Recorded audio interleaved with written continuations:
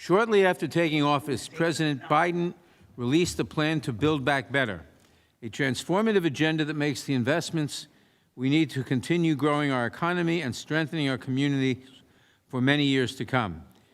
Through the budget reconciliation process, various committees have been tasked with putting this bold plan into action, and today, the Judiciary Committee will make its contribution to this process by considering legislative recommendations that would make historic investments in our people, in our communities, and in U.S. businesses.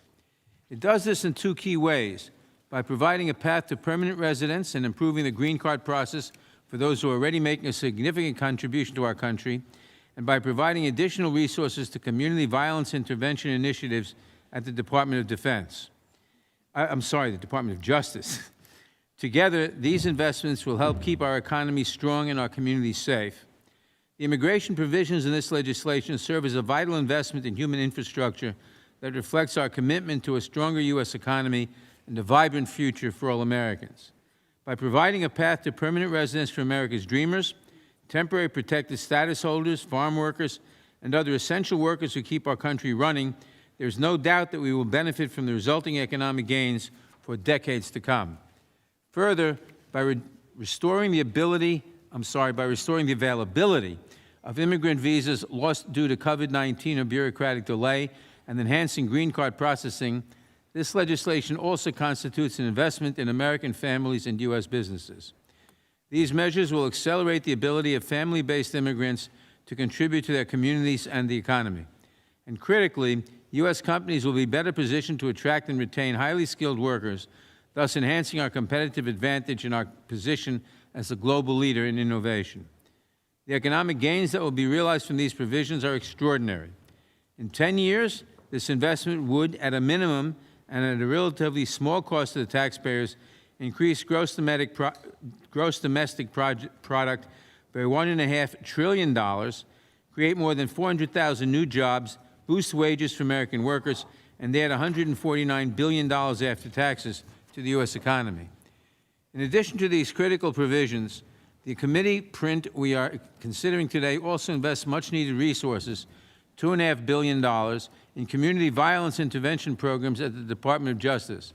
The funds provided under this measure would also support training, technical assistance, research, evaluation, and data collection on the strategies that are most effective at reducing community violence and ensuring public safety.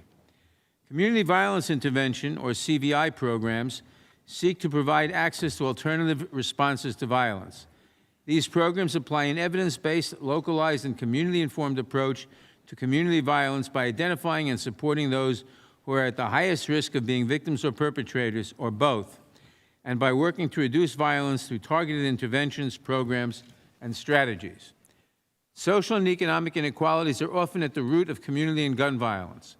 By investing in and adequately funding CVI programs, we can improve health, promote opportunity, and save millions in taxpayer dollars. Our one great benefit of CVI strategies is their demonstrated ability to reduce violence through tools other than incarceration.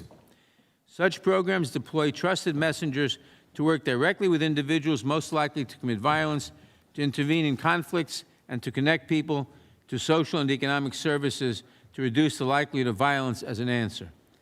CVI programs are life-saving investments, but they have remained largely underexposed and underfunded. That is why this measure provides needed resources to support this critical investment in our communities. The legislation we are considering today presents a historic opportunity to invest in our people and in our communities.